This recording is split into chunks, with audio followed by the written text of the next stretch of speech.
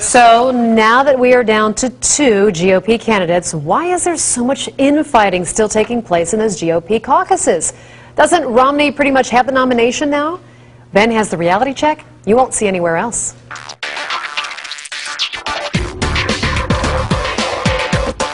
And then there were 2. Former Massachusetts Governor Mitt Romney and Texas Congressman Ron Paul are the only 2 candidates still vying for the Republican nomination.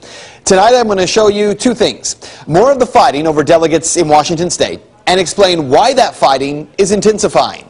Let's start in King County, Washington. The state of Washington has been holding its delegate caucuses as they're sending delegates on to the state convention, which will be held May 31st through June 2nd. Now, in order to choose those delegates, Washington is holding these delegate caucuses. And here's what happened in the King County 37th District Caucus over the weekend. The GOP representative is Lori Sotelo. Sotelo conducts the business of the caucus by holding a floor vote for a caucus chairman, and it happens correctly according to the rules. The problems start when a woman named Tamara Smilanich is voted in as caucus chairman. Sotelo begins to argue that because Tamara is a known Ron Paul supporter, the caucus cannot continue. Listen. Ron Paul campaign does not have authority to rent this room. They have not provided insurance for this building. And Ron Paul campaign is Cameron Smilanich is a member of the Ron Paul campaign. And you do not. She's not paid by the Ron Paul campaign. You're the backup and you do not have authority to run the meeting in this building. You will have 10 minutes before this building must be vacated. To be clear on what is being said here, Sotelo claims that Smilanich is a Ron Paul operative. And therefore, in order for the caucus to continue, the Ron Paul campaign would have to pay for the insurance on the building and pay to rent the venue, which of course doesn't make sense at all, nevertheless. What I try to explain to Tamara, what I explained to the Ron Paul campaign and their national campaign, and what I explained to Tamara in private, is that when a campaign, a political campaign, takes over a caucus, they are now the national campaign responsible for providing insurance, providing balloting, providing the liability for anything that goes on in this building. The majority of people in the room begin to argue with Sotelo, asking what being elected caucus chair has to do with insurance liability, and then they even ask where the rule can be found in the list of Washington state GOP rules.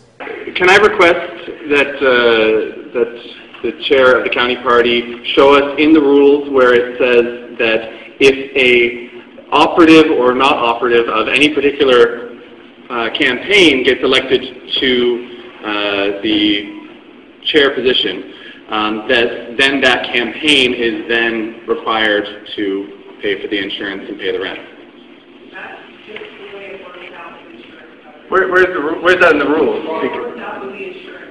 And once again, the rules are not being followed. So the caucus is actually moved outside, where Emily Rinsink, who took much of that video, tells me that 11 delegates were voted on. There were 11 total, and we got all 11 delegates for Ron Paul.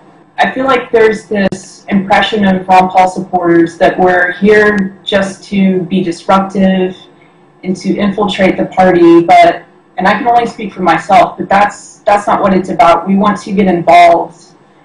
I'm genuinely conservative, and I just want to get involved in the Republican Party. So why is there such a fight in the Republican Party? Isn't it really all over? Didn't Romney already pretty much lock up the nomination?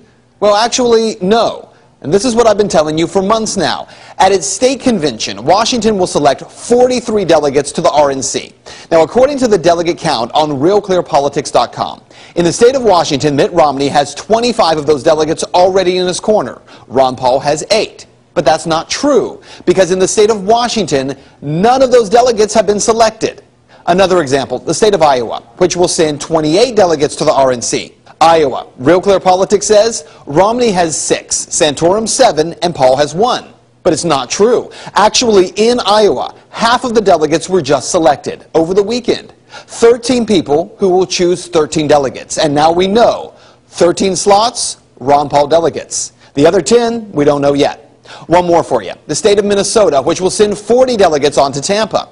In Minnesota, half of the delegates are called congressional district delegates. The other half at-large delegates. Well, The state of Minnesota voted over the weekend for the congressional district delegates, and here's what we know.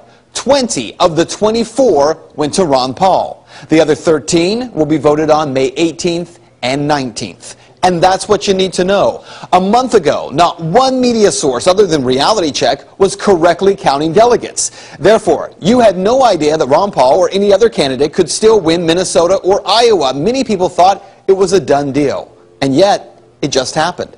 And that's why the fight in the Republican ranks is not over. Every state with unbound delegates is now a battleground for those delegates. And that is Reality Check. If you would like to make your voice heard on the story, head over to Ben's Facebook page. You can find it by searching Ben Swan, WXIX.